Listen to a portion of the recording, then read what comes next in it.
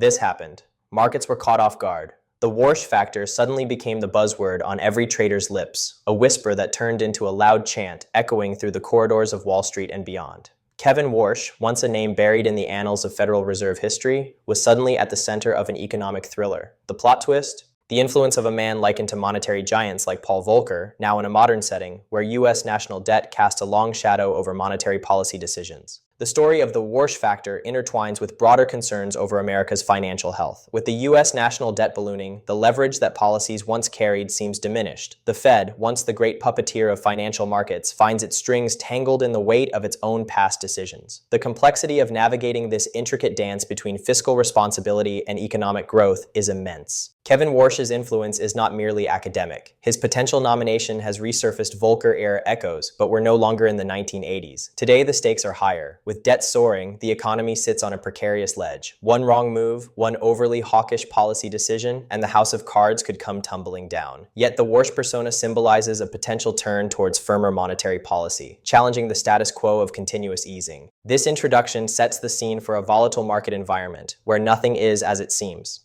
where the impact of a single individual's expected policy stance can ripple across the globe, influencing everything from bond yields to the very currency upon which global markets are tethered. Welcome to a world where the Warsh Factor isn't just a theory, it's a reality, compelling us all to reevaluate the power dynamics in play and the uncertain road ahead. Unraveling further into this economic battleground, we confront the grim backdrop where the Warsh Factor has made its debut. As we sweep the stage, we find economic indicators illuminating ominous warnings. The 10-year bond yield has surged to an unnerving 4.29%, a signal flashing like a lighthouse beacon in a storm. Simultaneously, the dollar index, the DXY, has climbed to an assertive 97.54. These numbers aren't mere statistics, they are the pulse of the US economy, and their erratic beats are shaking the ground beneath the feet of traders and policymakers alike. The ramifications are as swift as they are severe. Markets reel under the weight of this unexpected turbulence. Silver, often the underappreciated hero in the shadow of gold, is slumping. Once considered a stable hedge against market volatility, silver prices buckle under the pressure of these climbing yields and a stronger dollar. The message is clear: confidence wavers, and investors retreat into the shadows, grasping liquidity with both hands. But why does this matter? What makes these indicators more than just another page in the business section? Here lies the anomaly, a question of normalcy shattered. Historically, the interplay between bond yields and the dollar reflects anticipated shifts in monetary tightening or easing. Today, however, these figures aren't merely reflective, they are predictive, revealing an instability in a market overly reliant on perpetual monetary accommodation. And therein lies the problem. A market that has grown accustomed to cheap money and unending liquidity now faces the harsh light of potential change. As Kevin Warsh steps into this frame, the threat of a more hawkish direction is no longer just a specter. It is a palpable force capable of disrupting the thin balance that's held the economic tableau in place. Now the narrative tilts towards a potential realignment. Traders, investors, and policymakers must confront a landscape where the Federal Reserve's commitment to low rates is not guaranteed.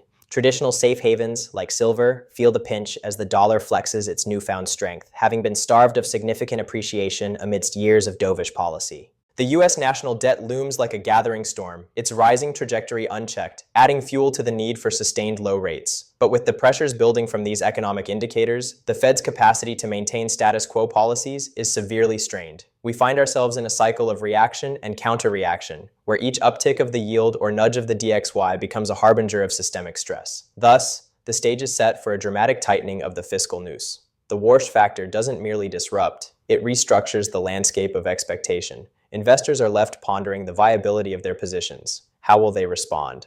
As the numbers climb, so too does the temperature of market sentiment, pushing us towards an uncertain conclusion that the era of easy money may be drawing to a close, thrusting the economy into territory uncharted since the financial crisis. This economic backdrop is not just context, it's the precursor to transformation, a prelude to what the Warsh Factor might yet unleash as it intersects with a market already trembling on the threshold of upheaval, where the old playbooks may no longer apply, and every decision carries the weight of enormous consequence. Welcome to the new normal, a place where the stakes have never been higher. Kevin Warsh, a name that carries with it the whispers of revolution and reform within the corridors of the Federal Reserve. His presence is compared to that of a titan, the new Volcker, some say, with the potential to shape monetary policy like the sculptor shapes clay. But who is this man, and why does his shadow seem to stretch across the economic landscape with such foreboding presence? Warsh's resume reads like a roadmap to financial influence. A lawyer turned banker turned Fed governor during the tumultuous years of the late 2000s. Known for his hawkish views, Warsh stood out as a critic of the unending liquidity that poured into financial markets like lifeblood, revitalizing economies but inflating the specter of unsustainable debt. For Warsh, the era of free-flowing monetary policy was a warming embrace that belied the dangerous chill of structural weaknesses beneath the economic idol. Drawing parallels to Paul Volcker is not just a flattering comparison, but a strategic persuasion. Volcker, revered for his ironclad resolve against inflation in the 1980s, symbolizes resilience against the sprawl of financial excess. Yet, can Warsh truly echo the legacy of a man who stared down double-digit inflation and emerged victoriously? Here lies the crux. The circumstances today are drastically different. The American economy, heavily burdened with debt, is far less agile, maneuvering through a landscape littered with the remnants of quantitative easing. The critical difference? The debt-to-GDP ratio, a daunting, constant pummeling traditional policy levers into submission.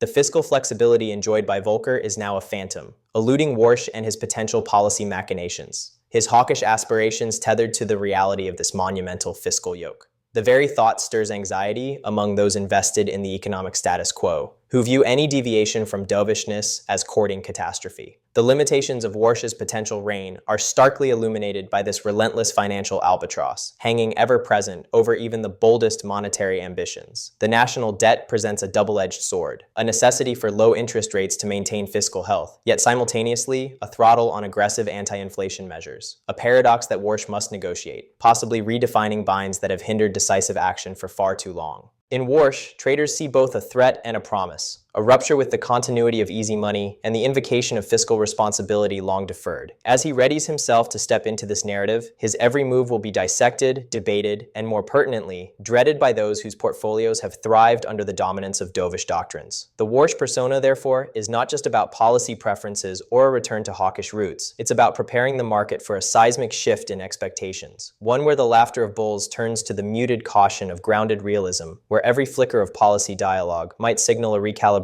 of financial fortune. And as the curtain rises on this new act, Warsh stands at the intersection, a herald of change amid a battlefield of economic uncertainty. The financial markets are an intricate dance of psychology and strategy, and nowhere is this more apparent than in the visceral, fluctuating emotions that drive traders. It's a world where fear and strategy coexist, often in a fragile equilibrium. In recent times, however, this balance has been brutally tested. The prospect of a shift in monetary policy under a potential leader like Kevin Warsh has sent ripples through traders, their reactions teetering between sheer anxiety and calculated hope. In the halls of Wall Street, there's a pervasive disdain towards the financial system's ongoing reliance on monetary easing, a crutch that many believe has overstayed its welcome. Traders question the sustainability of a strategy that hinges on the continuous influx of cheap money. Like a gambler unable to stop while ahead, the markets have become accustomed to the Fed's support, creating a dependency that now threatens to unravel. Kevin Warsh represents a possible turning point, a rupture from this status quo. Traders, on one hand, are spurred by the optimism that a shift towards more fiscal responsibility might restore long-term balance and stability. Yet simultaneously, they are haunted by the ghosts of potential downturns, the specter of a liquidity crunch lurking ominously on the horizon. The fear of the unknown grips the market, fueling a frenetic cycle of buying and selling. This emotional undertone is, in part, orchestrated by the financial media. Headlines oscillate between doom and euphoria, amplifying the underlying psychological tension. By constantly spotlighting the specter of Fed policy change, they keep the market in a perpetual state of anticipation and unease. It's an art of misdirection, capturing attention with stories of impending shift, while the gears of more profound systemic issues turn unnoticed. Yet behind this backdrop of apprehension lies a sobering reality. The current economic model, desperately clinging to monetary easing, is a house of cards. It teeters on the brink, aware that without intervention, a gust of hawkish policy change could spell financial chaos. Traders, while outwardly confident, are acutely aware that this casino of capital cannot defy gravity forever. In the coming months, we will see whether the market's emotional volatility proves to be a prelude to transformation or merely another chapter in the relentless saga of fiscal dance. As Warsh potentially ascends to a pivotal role, the market's emotional pendulum will sway, and only time will tell whether it finds a new equilibrium or spirals into newfound chaos. In the eye of this financial storm, the silver market stands as an unexpected epicenter of volatility. February 2nd and 3rd, 2026, marked an unsettling dislocation in silver's market dynamics, casting a long shadow over traders and analysts alike. It was more than a market fluctuation. It was a harbinger of deeper systemic tremors. During those turbulent days, silver prices saw a dramatic drop, catching many by surprise. Yet, was it truly a surprise or an inevitable consequence of underlying stresses? The markets had been jittery, but this collapse exposed just how fragile they had become. And at the heart of this turmoil, the CME Group, wielding its regulatory might like a double-edged sword. The CME Group, the central force in futures trading, implemented sudden regulatory adjustments that exacerbated market instability. With changes to margin requirements, those crucial safeguards against over-leveraging, traders found themselves caught in a vice. The result? A cascade of forced liquidations. Positions closed in a frenzy, as if a silent alarm had triggered a market-wide retreat. Here's the crux. While such regulatory steps are designed to contain risk in a volatile market, they often spark the very instability they seek to prevent. It's a paradox of regulation. Stricter controls intended to stabilize can sometimes act as a catalyst for chaos. And chaos it was. The silver market, usually a stalwart reflecting industrial and investment demand, became a battlefield. Liquidations led to rapid price declines, and the resulting lack of liquidity only fueled the fire. This is the anatomy of a classic market dislocation. A breakdown in normalcy, where prices no longer align with economic fundamentals, where panic and algorithmic trades intertwine. Anomalies like this aren't merely fleeting disruptions. They reveal the inherent weaknesses in our market structures. The febrile response underscored a critical point. A fragile balance persists between regulation and market freedom, and sometimes it is tipped with little warning. So, what does this tell us? The silver market's recent travails averted our eyes from larger implications. Regulatory interventions, while well-intentioned, can ignite unintended consequences in an ecosystem already stretched thin by speculative trading and debt pressures. It's a stark reminder of the delicate dance regulators must endure, a balance between control and liberty, risk and reward. As Kevin Warsh's potential influence looms, the silver market saga will likely serve as a case study in the broader dialogue about financial oversight and market resilience. In these oscillations of fortune, one thing remains clear. Our markets, caught between regulation and rebellion, are at a crossroads. Whether they stand resilient or crumble, only time and keen insight will tell. The dramatic silver market collapse of February 2nd, 2026 is just one chapter in the broader narrative of financial instability, exposing the raw nerves within the market structures. But to truly grasp the significance, we must delve into the events that orchestrated this financial symphony of chaos. This particular ordeal was more than a simple blip on the trading radar. It was a thorough dissection of how interwoven and vulnerable our financial systems are to the currents of regulatory force and market sentiment. Central to this upheaval was the microstructure of the silver market itself, a complex web where market makers, speculators, and hedgers dance in a tightly choreographed sequence of buying and selling. On February 2nd, this delicate ballet was violently interrupted. The CME Group's decision to adjust margin requirements, ostensibly to curb excessive speculation, unleashed tremors throughout the market. These adjustments are supposed to act as a buffer, protecting the system from overzealous trading, but in an environment already ripening with volatility, they did the very opposite. When margin requirements increase unexpectedly, traders must suddenly find additional capital to maintain their positions or face forced liquidations. Under normal circumstances, a seasoned trader might navigate such storms, but with market nerves already frayed, this pressure turned poised investors into hesitant deer in the headlights. Forced liquidations cascaded through the market, each sale forcing prices lower in a vicious spiral. Panic begot more panic, as automated trading systems, bereft of human intuition, locked onto the downward trend. Yet, perhaps the most compelling subplot in this story is how these structural collapses have reshaped trading psychology.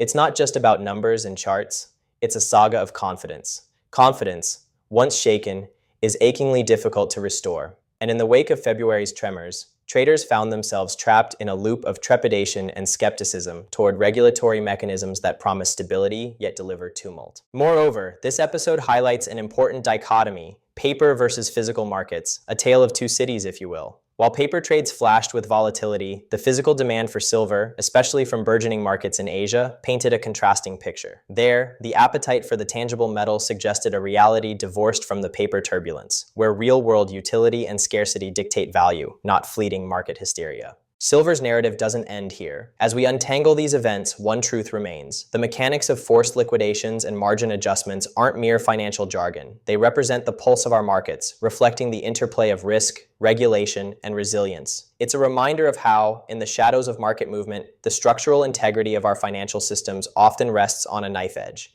And with Kevin Warsh's shadow looming, the lessons from silver's recent trials could shape the future of financial oversight and market equilibrium. In essence, we stand at a juncture. Will the market learn from its volatility, or will similar episodes continue to unravel the trust and stability that underpin the system? As history unfolds, the decisions made by regulators, traders, and influencers like Warsh will chart the course for a market eager for both stability and growth. The disparity between paper derivative pricing and the real-world demand for physical silver unveils a paradox that challenges the very fabric of market perception. As we delve into this great divorce, a complex yet fascinating tale of market dynamics emerges. For those engrossed by digital trades, silver is merely another number, a figure on a screen dictated by algorithms and speculation. But in the bustling exchanges of Asia, where metal is measured in tons and valued in tangibility, another narrative unfolds. Consider this. While hedge funds and institutional players toy with leverage and derivatives, buying and selling vast quantities of silver in microseconds, the physical markets tell a story grounded in fundamental demand and scarcity. It's an environment where weight matters more than price, and silver's intrinsic worth shines beyond speculative mania. The Shanghai Gold Exchange stands as a bastion of this physical conviction. There, premiums for silver reflect a persistent tug of war. On one side, paper fantasy, on the other, elemental reality. The issue isn't merely academic. When news of rising premiums on the Shanghai Gold Exchange hit financial desks, seasoned investors took notice. Such premiums are more than market whispers. They're sirens, signaling shifts in demand that cannot be ignored.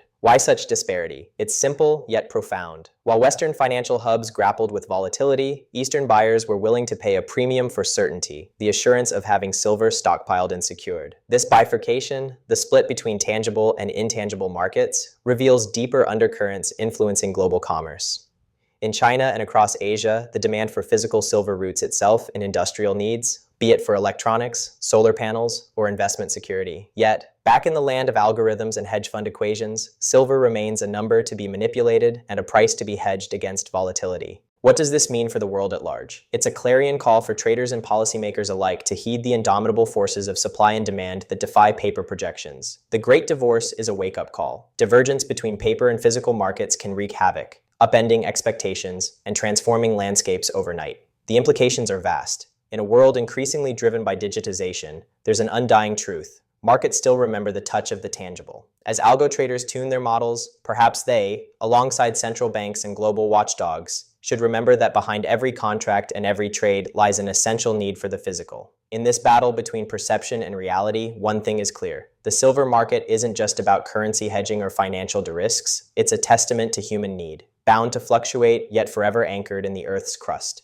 In this drama of contrasts, Kevin Warsh and other future policymakers might find lessons of resilience and caution. The paper might dictate immediate outcomes, but the physical promise steers destiny. As such, we must ponder. In striving to reconcile these differences, are we ready to bridge the worlds of paper and reality, or will we remain trapped in this dichotomy of our own making? The future of market integrity and global stability might just depend on how this question is answered.